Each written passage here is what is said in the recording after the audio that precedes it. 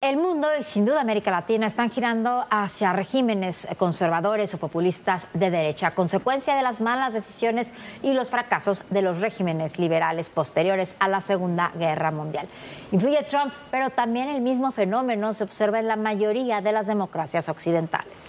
En América Latina hace unos días se impuso el muy conservador José Kast a la izquierdista Janet Jara, pero es parte de un proceso. En Argentina gobierna Javier Milei, José Raúl Mulino es el presidente de Panamá, Daniel Noboa el de Ecuador, Santiago Peña el de Paraguay, todos son presidentes conservadores o liberales y estuvieron acompañando a María Corina Machado en la entrega del Premio Nobel en Oslo el miércoles pasado. También es conservador el nuevo gobierno de Bolivia y el de Perú, y Nayib Bukele, por supuesto, en El Salvador. Y en Honduras también ganó la derecha. Y el año próximo puede volver a ganar en Colombia y en Brasil. Los gobiernos autoritarios de izquierda, de esta forma, se quedan solos.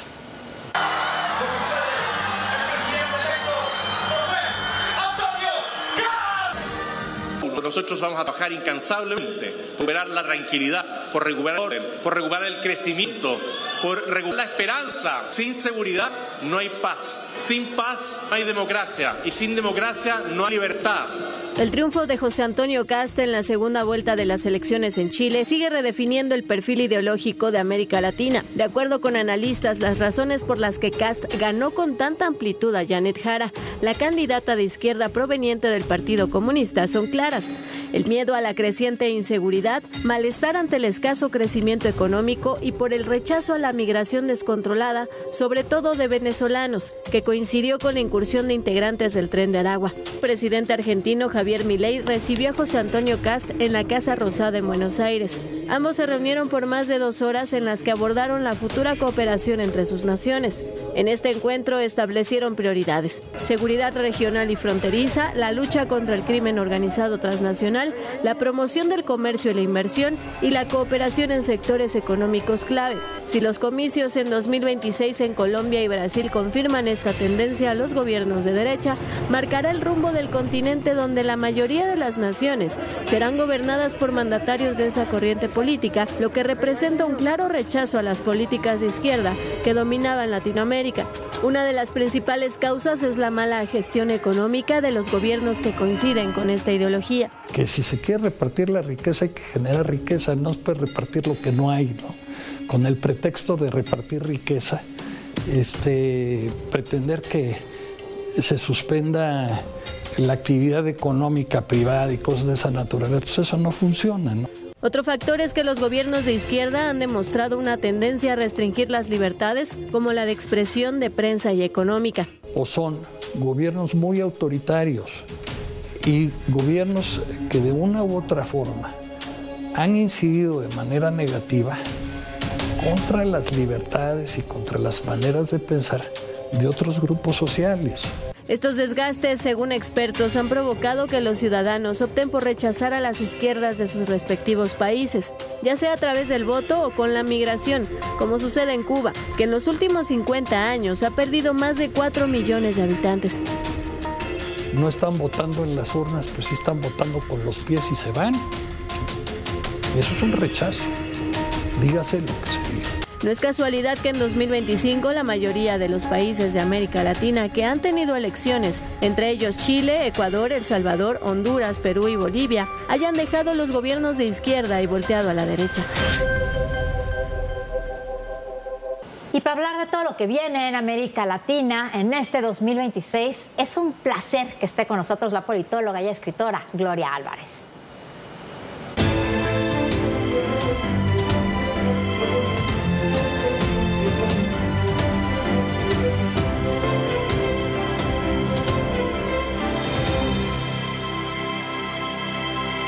Bueno, como decía Viviana, es un placer, Gloria, que estés con nosotros. Muchísimas gracias. Y estamos hablando de América Latina y conoces buena parte de América Latina, sí. La has reporteado, investigado, recorrido y para 2026 es un año extraño, ¿no?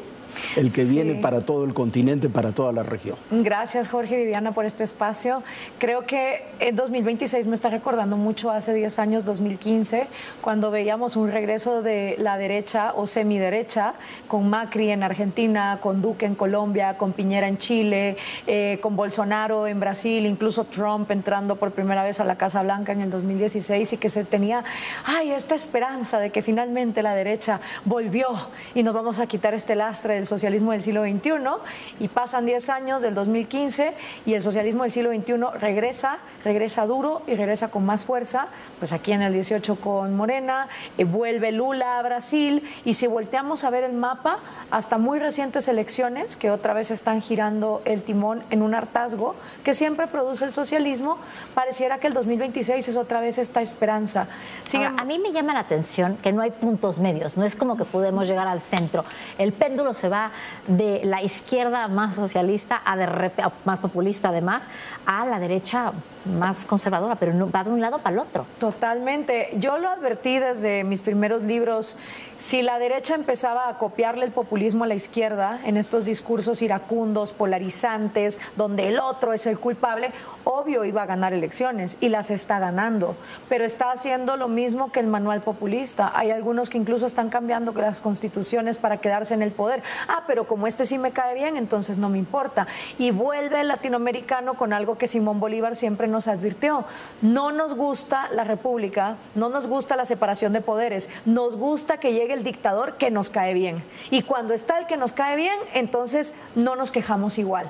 El problema está en que como a ese le permitimos los abusos del poder, y siempre los dictadores, pasa como con los pañales, más tiempo tardas en cambiarlos, más van a apestar, esa es ley de vida, entonces llega a haber un hartazgo donde, como tú dices, Viviana, el péndulo regresa. Pero si volteamos a ver libertad económica, índices de seguridad, que tú lo acabas de ver en tu libro, Sin bajar la guardia, que me pareció fantástico, porque gracias. No, de verdad, gracias a ti por escribirlo, porque creo que el individuo en América Latina tiene que estar preparado, sin bajar la guardia, independientemente de quién sea su gobierno, porque sabemos que en este continente los gobiernos hacen muy poco lo que tienen que hacer, que es seguridad y justicia. Y para todo lo demás sobra, ¿no? La burocracia. Entonces, en ese péndulo estamos perdiendo libertad económica, libertad individual, seguridad, y sobre todo con eso no hay un clima para invertir.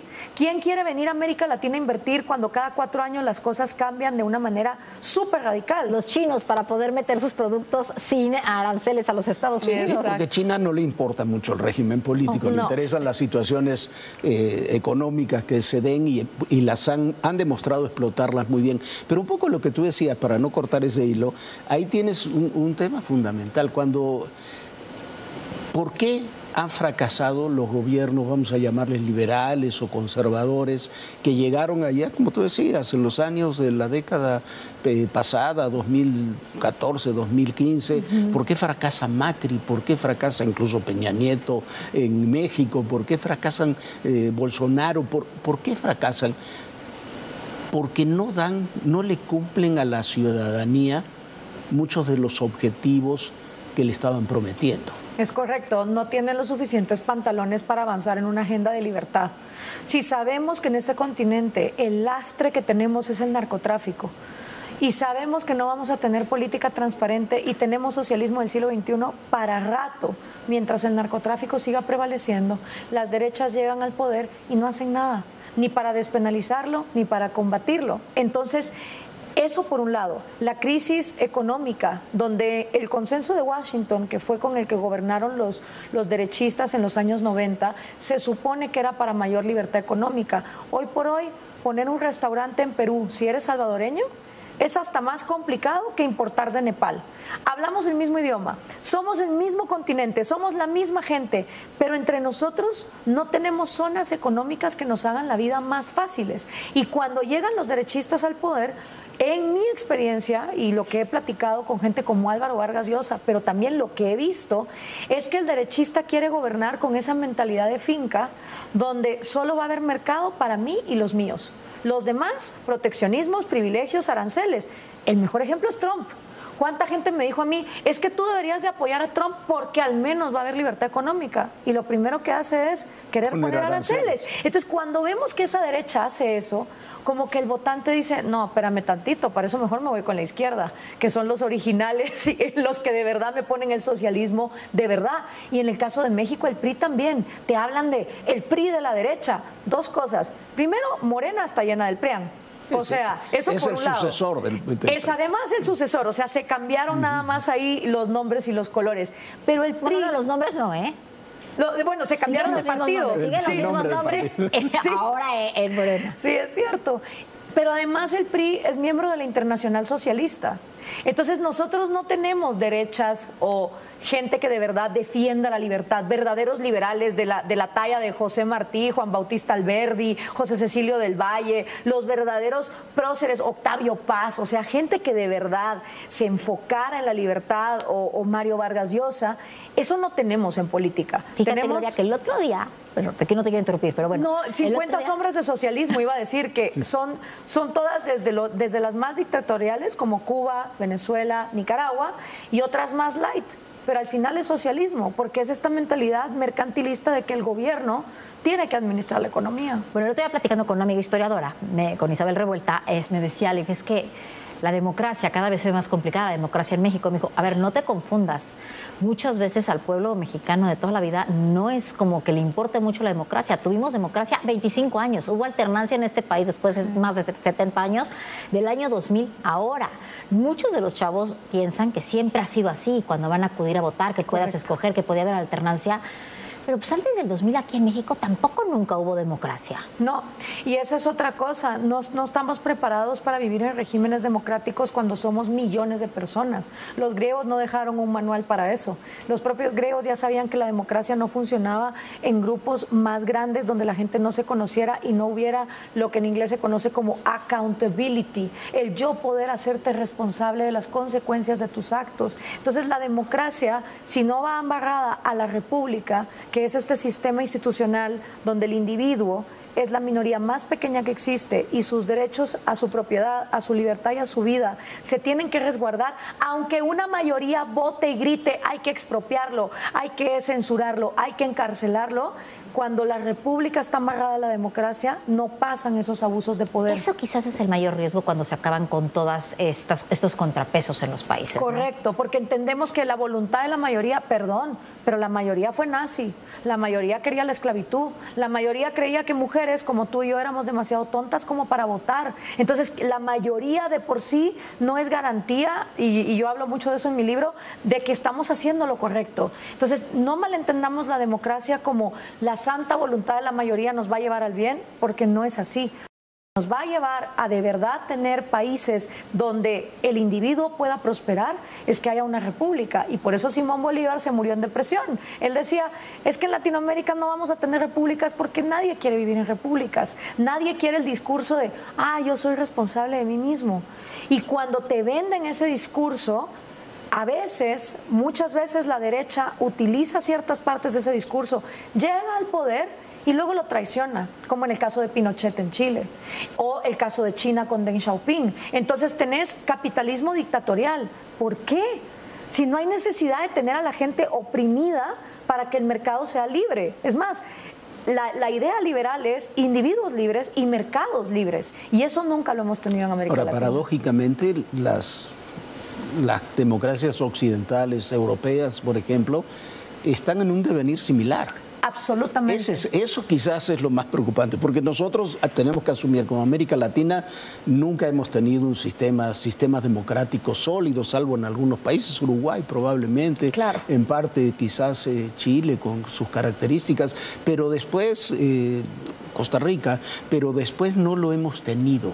Entonces, pero uno se preocupa cuando uno ve Gran Bretaña, cómo pueden resultar las elecciones próximas en Gran Bretaña, con la señora Le Pen en Francia, o el propio Vox en España, y tú dices, bueno, van a caer más temprano, más tarde, los regímenes más populistas de izquierda pueden caer, pero ¿por qué los vamos a reemplazar? Tú dices algo que es fundamental, la libertad de las personas, la vida, la libertad, la propiedad de las personas. Y si eso sea de derecha o de izquierda, un populismo de derecha o de izquierda, si eso se vulnera, es muy difícil pensar en alternativas. Totalmente, por eso yo hablo de que el mundo se está latinoamericanizando. Desde el momento que, por ejemplo, vimos la toma del Capitolio en ese enero 6, eso es una escena típica de Latinoamérica cualquier década, pero verlo en el Capitolio gringo sí fue un shock, no solo para el latino, para el mundo en general. Cuando ves, por ejemplo... Para los propios americanos. Para los propios americanos, fue así como de, ¿qué está pasando? Y que en Europa, ahorita en Alemania, haya jóvenes haciendo discursos donde están haciendo copy-paste de Hitler, obviamente es preocupante. ¿Por qué? Porque, como tú bien decías, es una generación que no sufrió las consecuencias. Si tú quieres una juventud anticomunista, vete a Cuba, vete a Venezuela, vete a Nicaragua, porque como lo están viviendo en carne propia, saben decir que no. Pero el mundo, sobre todo el mundo occidental, que por muchas décadas tuvo cierto bienestar económico, cierta goce de sus derechos, se les olvida que la libertad hay que vigilarla porque se puede perder. Piensan que siempre la van a tener. Y yo, como dicen los abogados, cuando vives en una casa y ese derecho perdido no se vuelve a recuperar.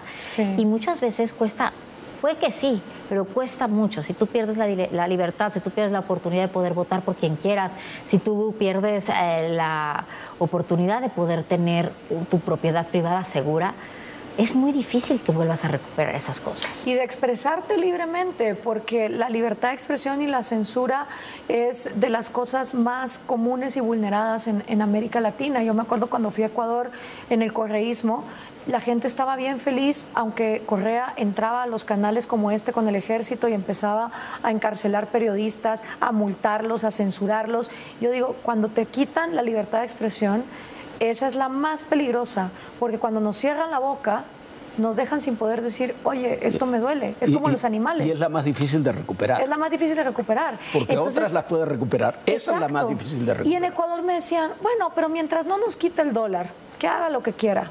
O sea, la gente tenía la mentalidad de, mientras Ecuador esté dolarizado, que el tipo siga censurando canciones en un subministerio de la felicidad que tenía, donde censuraban películas, canciones, ni hablar del caso de Nicaragua, de Venezuela, de Cuba. Entonces dices, wow, si las personas no tienen un valor intrínseco por la libertad, si no apreciamos la libertad, que viene con su hermana gemela, que es la responsabilidad, pues obviamente la alternativa van a ser dictaduras. Y tal vez ahorita lo que vamos a empezar a tener es dictaduras de un bloque derechista, muy con la lógica estatista de aranceles, fronteras cerradas, mercados cerrados. O sea, yo no estoy viendo que estemos tornando a un liberalismo donde va a haber más fronteras abiertas, más mercados abiertos, más oportunidades. Tristemente no lo veo en estos líderes de derecha que ahora se están atornillando en el poder, algunos hasta cambiando la Constitución, y ves a la gente diciendo, bueno, pero no importa porque no es Chávez. Es como, no, el principio tiene que defenderse, sea Chávez o sea Bukele, sea Trump o sea Claudia. No, y además tienes otro tema que el principal desafío que tenemos, yo creo que prácticamente en toda la región, es la seguridad. Correcto. La seguridad y la corrupción, correcto, que van de la mano, ¿no? Correcto. La inseguridad y la corrupción van de la mano. El discurso es muy fácil de decir, tengo que garantizar la seguridad, entonces tengo que vulnerar los derechos, porque si no vulnero los derechos no te puedo garantizar la seguridad. Y entonces se convierte en una suerte de un perro cazándose la cola. Entonces, sí, que tú vas vulnerando derechos para garantizar seguridad. Creo que el caso de Bukele es de alguna forma ejemplar en ese sistema, y la gente también lo acepta. Claro. Si tú le dices, como dice Bukele, no hay un solo asesinato en El Salvador y acabé con las bandas, bueno, que cambie la Constitución y que se quede gobernando los próximos 28 años, ¿no? Lo que pasa es que los dictadores empiezan siendo maravillosos, sus primeros años de gobierno son fantásticos. Pues que nadie entra al poder diciendo que se va a quedar. Exacto, ni siquiera Fidel Castro. Ahí están sus grabaciones diciendo, yo no soy comunista. El problema es cuando nadie te pone un freno. Y aquí es lo importante. Cuando yo fui a Uruguay y vi las propuestas de ley de Mujica, eran las mismas que las de Chávez. Uruguay no llegó al desastre de Venezuela porque en Uruguay las instituciones le pusieron un freno al señor. Entonces, si las instituciones salvadoreñas no le ponen un freno a Bukele, si las gringas no se lo ponen a Trump, van a llegar hasta donde ellos quieran, porque el poder corrompe y el poder absoluto, absolutamente. a quien tú pongas en una capacidad de eres perfecto, puedes hacer lo que quieras, el abuso del poder se vio muy bien reflejado, tú que acabas de estar en Harvard, en este estudio que se hizo en la Universidad de Stanford en los años 70, donde a una clase de estudiantes los dividieron entre ustedes van a ser policías y ustedes los encarcelados. Y les dieron como los reglamentos. Al cabo de 3 días, los abusos, los golpes, los gritos que se cometieron allá adentro, porque cuando a ti te empoderan y hay una población que te dicen, esta es la vulnerada y esta está para que tú la abuses, inevitablemente un grupo va a empezar a aplastar al otro. No importa si es de raza, si es de género, es cuando la ley empieza a hacer excepciones. Y en Latinoamérica somos especialistas en hacer excepciones por temas de seguridad.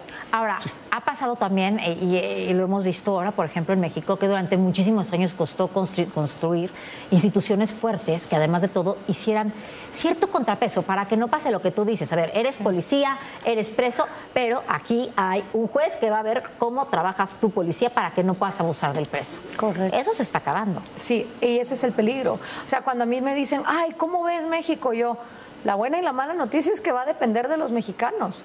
¿Qué tanto salen a protestar a tiempo? ¿Qué tanto salen a poner límites a tiempo? ¿Todavía estamos a tiempo? Yo creo que sí. Yo creo que siempre se está a tiempo. Así como tú lo pones en tu libro, en la parte de cómo salir de una relación tóxica. Porque al final estos gobiernos son relaciones tóxicas y patológicas. Es como, ay, me roba porque me quiere. Ay, me miente porque me quiere. Me quita libertades porque me quiere. Lo mismo, es la misma lógica que estar en una relación abusiva. Entonces, en el momento en que tú te das cuenta que esto no está bien. Pero ¿cómo cuesta darse cuenta? Y muchas veces, con tal de no salirse de esa relación, como bien dices tú, sí, con tal de no perder esta protección o el pertenecer a, ahí te quedas. Exactamente. Entonces, yo creo que México ha dado unas batallas muy interesantes con marchas, con protestas, con no dejarse con el INE. O sea, hay que ver no solo los abusos del poder, sino cuántos la sociedad logra frenar y a tiempo. A ver, nos queda un minutito. ¿Cómo ves el 2026? Regresemos a la primera pregunta. ¿Cómo ves el 2026 para América Latina? Muy similar al 2015. Muy gente esperanzada de que finalmente estos Macris, Duques, Piñeras que van a llegar al poder van a ser el acabose. Yo tengo una lectura un poquito más pesimista y ojalá me equivoque. Yo siempre con América Latina apuesto por equivocarme y pasan los años y la gente me escribe, tenías razón. Y les digo, es que no es por tenerla, es que yo vengo de cubanos. Entonces, si los venezolanos hubieran hecho caso de lo que a Cuba le pasó, no estarían donde están. Entonces uno se siente como Juanito y el Lobo. Tristemente siento, Jorge y Viviana, que este 2026 está siendo muy similar a 2015. Obviamente hay macroestructuras internacionales que están por encima de América Latina. No somos el ombligo del planeta, no somos lo más importante y seguimos, y ese sí sería mi recomendación y mi regalo para este 2026. Dejemos de estar viendo a Estados Unidos como El Salvador, cuando es un imperio que, como tú bien viste en este curso, está más pendiente de China que de nosotros, tiene sus propios problemas, Europa está con sus propios problemas, no digamos yo ahorita que estuve en Israel y Palestina, y creo que si algo podemos aprender los latinoamericanos de lo que hace 10 años hicimos mal, es empecemos a responsabilizarnos de lo nuestro y dejemos de estar tan pendientes de lo que el resto del mundo está haciendo, porque son estructuras muy grandes y nosotros tenemos mucha tarea pendiente. Quizás con una diferencia que no deja de ser menor. En la estrategia de seguridad nacional de los Estados Unidos, Trump vuelve a rescatar la doctrina Monroe de América para los americanos. Y eso nos lleva no a 2015, nos lleva a los años 70. Nos lleva más para atrás. Nos lleva a los 70. A los 60 con claro, Arbenz en Guatemala. ¿Y cómo nos fue? Con la CIA haciendo lo que quiso, pero además con un discurso muy cómodo, porque el latino dice, es que los gringos son los culpables. Es también otra relación bien tóxica, porque por un lado, un síndrome de Estocolmo, estamos enamorados de nuestro secuestrador, los gringos, cuando entran a salvarnos, pero cuando todo está mal, que por favor nos vengan a salvar. O sea, ¿quién nos entiende? Esa es una.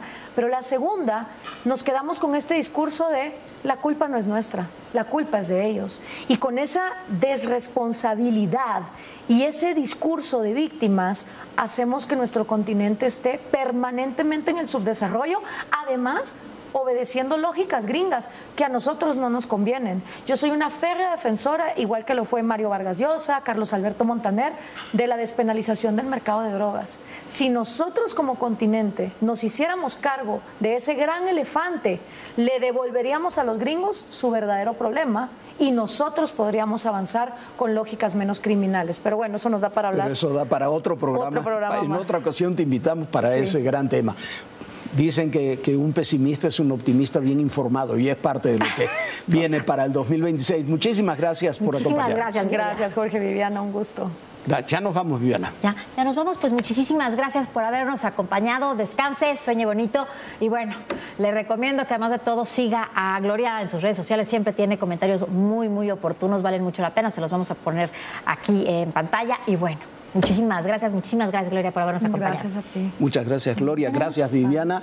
Y recuerden, el poder y en la política todo, pero absolutamente todo es personal. Gracias.